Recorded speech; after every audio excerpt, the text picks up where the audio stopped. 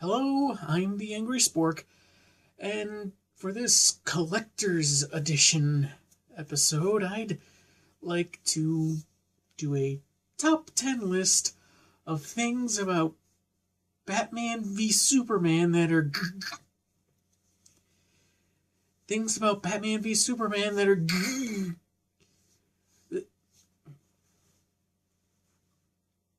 that word. Now, why would I do this for a movie that I dislike so much? Well, suffice it to say I lost a bet. Who the heck knew Aquaman would be good? I was right and you were wrong. I was right and you were wrong. I was right and you...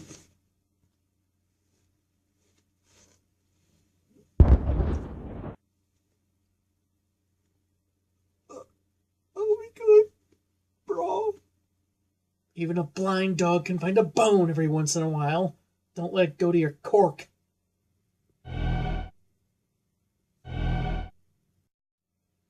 Admittedly tempting, but no. I can get through a video noting the positive things about this movie, and I don't have to resort to using a ring fueled by my anger. I can totally do this. Yeah. Let's just start the list.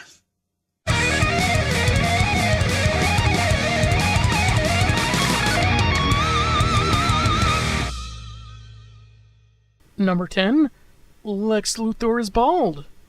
Eventually. I mean, what more do you need from someone playing Lex Luthor? He's really rich, he owns his own company, he hates Superman for some reason, and he's bald. Hey, Eisenberg didn't just wear a bald cap with a toupee on it, he had his hair shaved off. I mean, that's something. It's a little bit of a extra commitment, I suppose. Well, let's Lex Luthor, I guess. Nothing else to talk about now. Let's move on. Number 9, Cherry Jolly Ranchers. I mean, really, who doesn't love Cherry Jolly Ranchers? They're probably the best flavors, the one everyone wants. And Lex Luthor is resourceful because, he doesn't have grape. I mean... What is not magnificent about that scene? I mean, it's... Introducing characters from the Superman mythos into this new universe. I mean, what would we need with Lex Luthor having a bodyguard that's both an excellent hand-to-hand combatant and fiercely loyal to him, or Superman's pal, who is not only one of his closest friends, but also one of the more frail people in his life, but still... tries to help out when he can. There's just nowhere you can go with these people, narratively speaking, so I guess the less we got of them, the better. Number 7, the Martha coincidence. Now, this is what's been lampooned the most about this movie. Really, it's not a bad idea to point out that these two characters have mothers with the same name, because it was just kind of common at the time. And they weren't really thinking ahead of anything deep or connective between the two characters. It was just a little coincidence. And it's not a bad idea to point that coincidence out. Number 6, it attempts to be cerebral. Some movies just intend to be very basic, nothing too thought-provoking, nothing too immersive, just straight up action adventure or romance or slapstick comedy, and that's fine. And this movie brings up some very interesting points as to a real world scenario involving someone like Superman. It certainly brings those questions up. On to number 5 before I break my fingers. Number 5, Wonder Woman.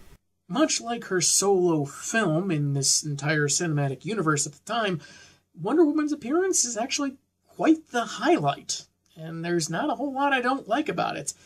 It's decent fighting. Her theme song was a little iffy to me at first, but what can I say? Somehow it fits, so yeah, let's go on.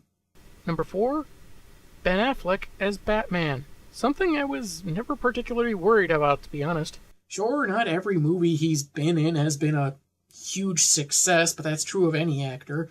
Okay, Daredevil wasn't great, but that was hardly his fault. And honestly, I think that he's a perfectly capable actor, and he did fine in the role. When he has good material to work, I'm saying he's fine, and if he were to continue being Batman, I would be okay with it. Moving on. For the next one, feats of strength are always a plus for a Superman film, whether he's fighting 3 equally powered Kryptonians or lifting an island laced with kryptonite into space.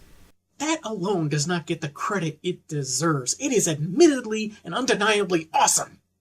Number 3, Superman towing the ship.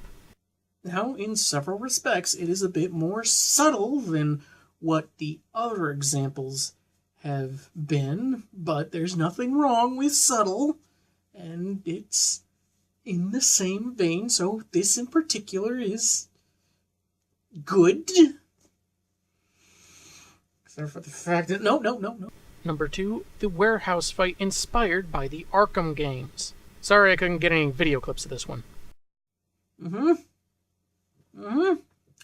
Yeah, that's all we need to take away from that, isn't it? Just the cool moves and how it emulated a popular game franchise. Nothing else to look at there.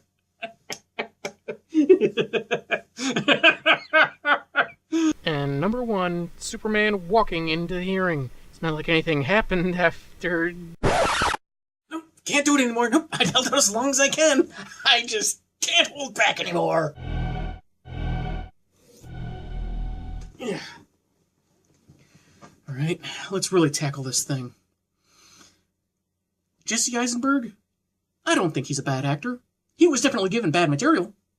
See, this Lex Luthor, whether you want to say it's the other Lex's son or based on this comic book you haven't read, he should still be a credible threat, able to be an intellectual match to skirt the justice system so that Batman and Superman are technically powerless to really arrest him. Stop his crimes, yes, but to make him face justice, that is another thing. And that could have played into the theme of justice that this movie was trying to go for, but no, they decided to go for giggling millennial idiot that only gets by because the heroes are even bigger idiots. And knowledge is power. And I am... no. Now, they could have gotten by in this movie without getting too detailed on the spaceship and the kryptonite and Zod's body all in one place so he could, use them for his evil intentions. They could have just kind of made a one-off remark, making some details known but more or less leaving it vague, or just say he has his ways, or bought the right people. But no, instead they decided to go for the creepiest product placement for a candy I've ever seen. Way to go! It's cherry.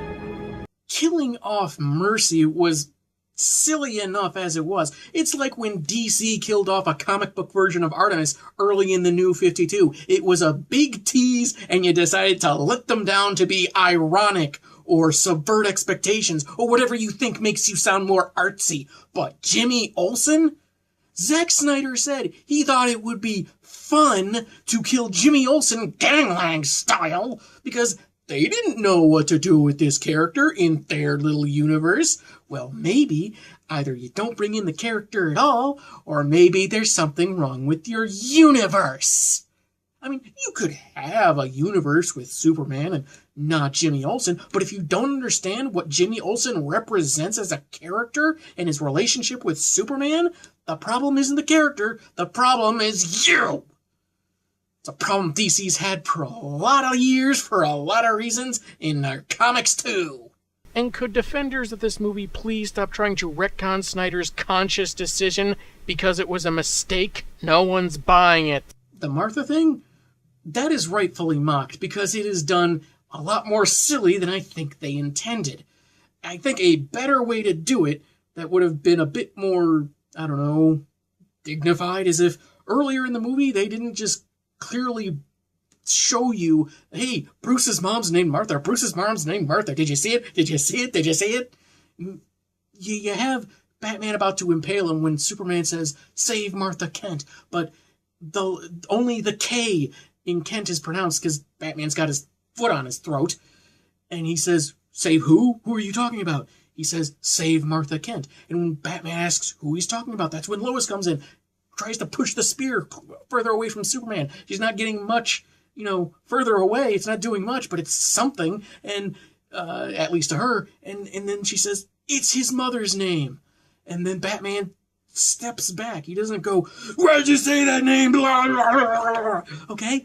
He steps back. He's taking a moment. He walks away. They think that he's gone. And after a moment of Superman recovering from kryptonite poisoning, Batman walks back in. He doesn't have the armor. He's in his normal gear. He doesn't have the spear. And he says, "I'll help you save your mom." He apologizes. I don't know, but I think that would have been a better alternative.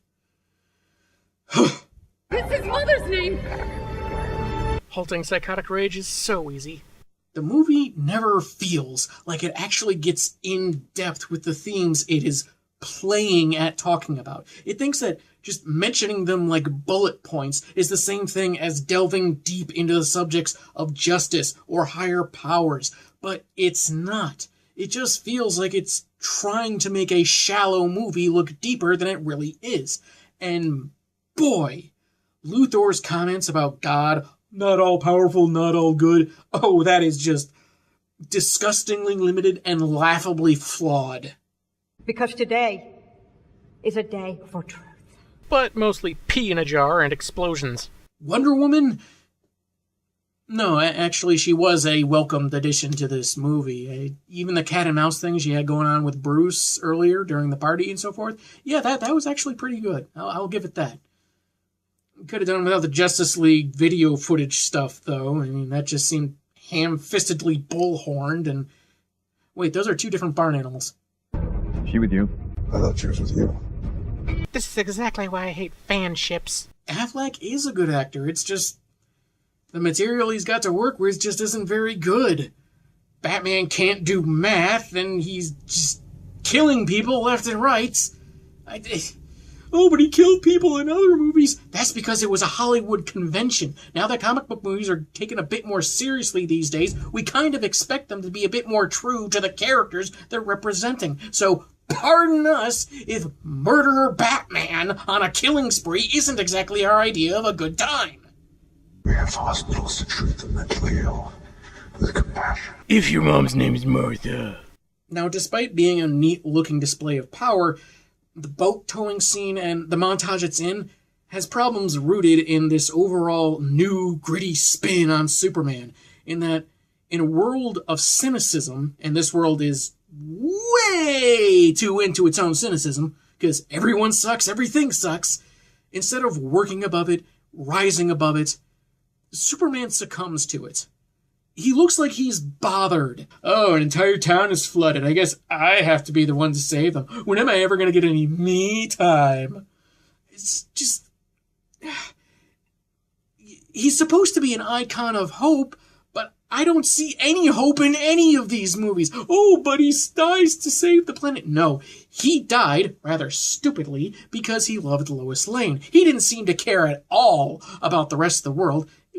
Lois and his mom, sure, but still, he didn't die for the planet. He died for his girlfriend and his mama. Even when he died in the comics, it was to save all the people, not just Lois.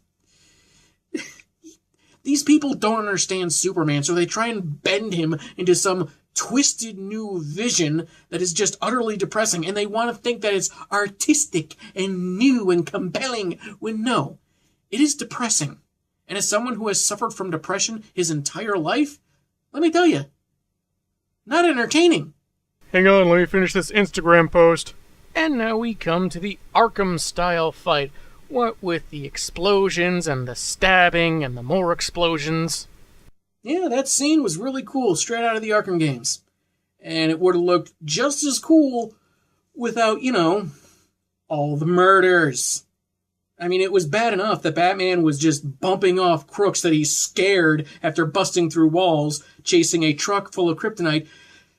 that he already had a tracer on, so there was no need for the chasing. But then he decides to spare Superman's life because he realized maybe he shouldn't be killing people. And then, to save Martha Kent, he decided to start killing people again. People said that after killing Zod, Superman learned he shouldn't kill people, but then he went ahead and he flew a guerrilla warlord through three walls, and he's a human. He didn't learn anything. Batman didn't learn anything. No one on this movie ever learned anything. Consider this mercy. Yeah, because I totally get Superman being a merciful dude here. The humanity Clark showed walking through those doors into that hearing feels so supremely undercut after that explosion, because he doesn't show anger at failing to save those people or sorrow at the loss of life. He looks mildly bothered, like he just remembered he forgot to set up his DVR to record his favorite show. I can't remember which CSI show is on which night. It's all so confusing. There are a lot of problems with this movie, some that I just don't have time to get into.